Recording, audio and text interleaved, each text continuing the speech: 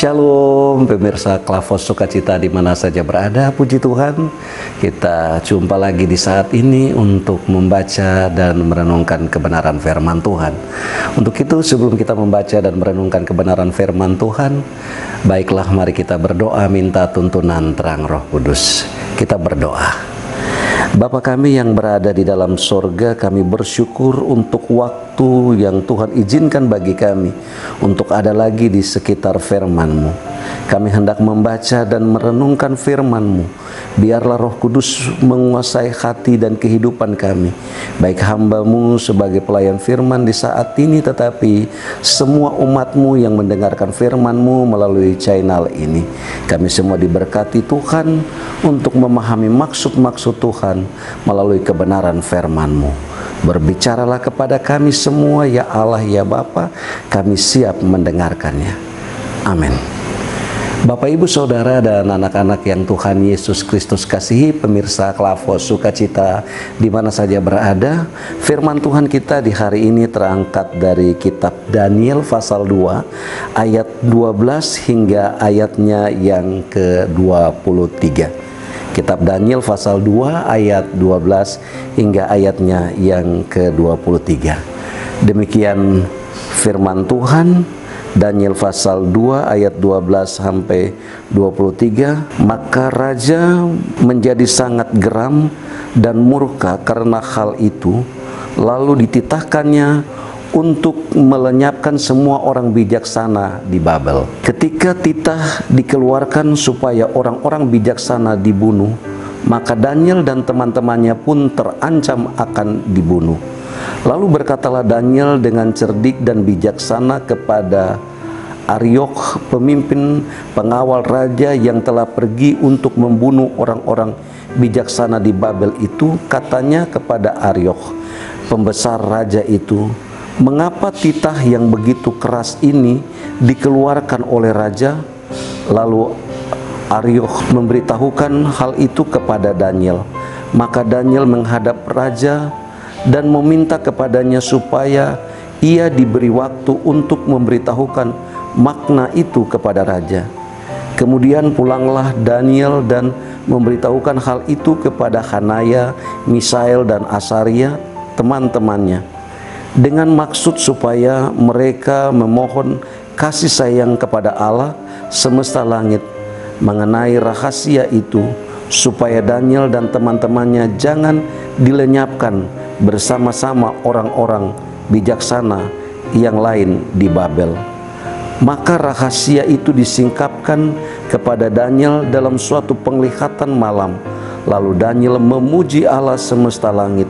Berkatalah Daniel, terpujilah nama Allah dari selama-lamanya sampai selama-lamanya, sebab daripada Dialah hikmat dan kekuatan. Dia mengubah saat dan waktu. Dia memecat raja dan mengangkat raja. Dia memberi hikmat kepada orang bijaksana dan pengetahuan kepada orang yang berpengertian.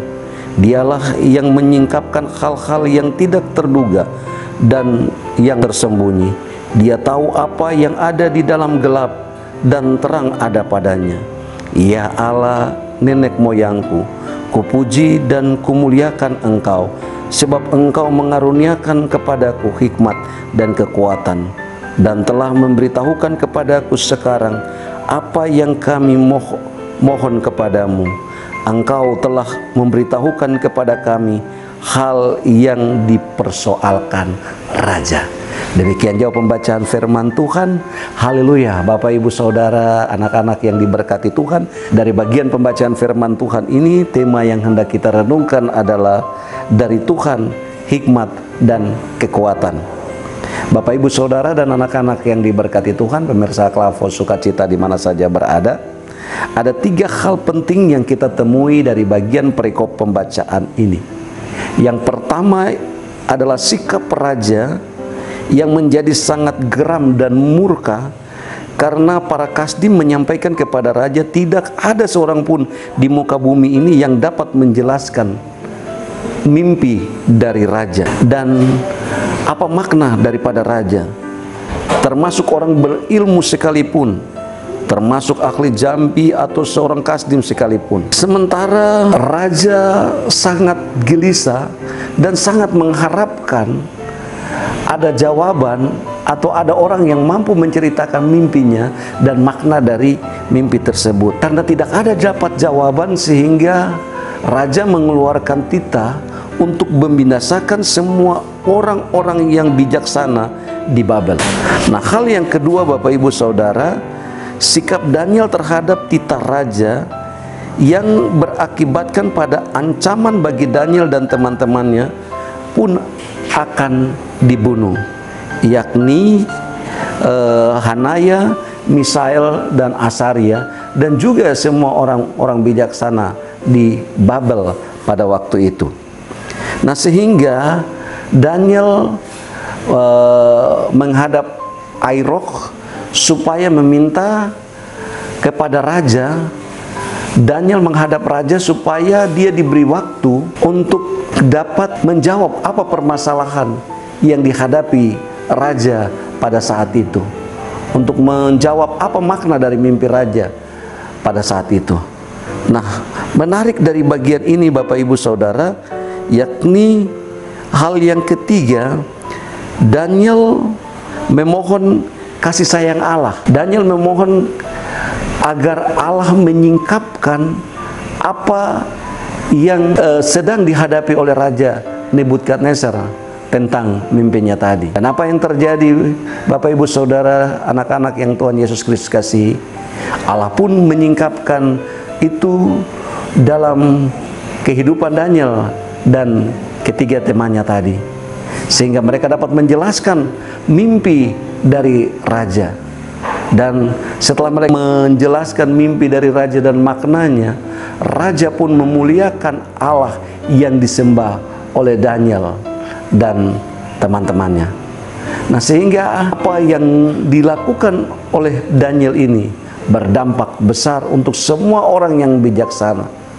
Hal yang menarik di sini bahwa sesungguhnya Daniel menyadari dengan sungguh bahwa hikmat dan kekuatan yang ia peroleh itu adalah bersumber dari Allah.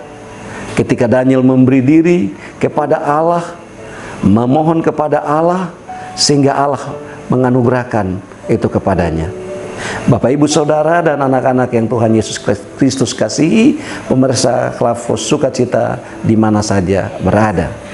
Dari bagian ini kita pelajari beberapa hal penting, bahwa kedudukan, jabatan, kekayaan tidak menjamin kebahagiaan dalam kehidupan setiap orang. Tetapi hanya Tuhan saja yang sanggup memberi jaminan kebahagiaan dalam pergumulan yang dihadapi oleh setiap orang. Hal ini dinyatakan melalui apa yang dialami oleh Daniel. Ketika Daniel diperhadapkan dengan titah raja, Daniel dan semua orang-orang bijaksana diperhadapkan dengan titah raja. Daniel datang menyembah Tuhan dan meminta belas kasihan Tuhan, sehingga Tuhan menyingkapkan apa yang menjadi rahasia dari pergumulan raja. Tuhan juga sanggup membuka apa yang terselubung dalam setiap pergumulan kehidupan yang Bapak Ibu Saudara kita hadapi, sehingga di dalamnya mari dari bagian firman Tuhan ini mengantar kita untuk datang dalam setiap gumul kehidupan yang kita hadapi, yang membuat kita merasa tidak nyaman, yang membuat kita merasa tidak ada jalan keluar di dalam hidup ini. Datanglah kepada Tuhan, menyembah kepada Tuhan, mintalah belas kasihan Tuhan, mintalah pertolongan Tuhan, agar kepada kita diberikan jalan keluar. Hikmat dan kekuatan Tuhan akan berikan agar Bapak Ibu Saudara dan saya, kita dimampukan keluar dari setiap pergumulan kehidupan yang kita hadapi dan kita alami, sehingga di dalamnya Allah memberikan setiap jawaban dari gumul yang kita hadapi hari lepas hari. Tuhan Yesus memberkati kita dengan firman-Nya. Amin. Mari kita berdoa. Bapa kami yang ada di dalam surga, kami sungguh bersyukur kepadamu.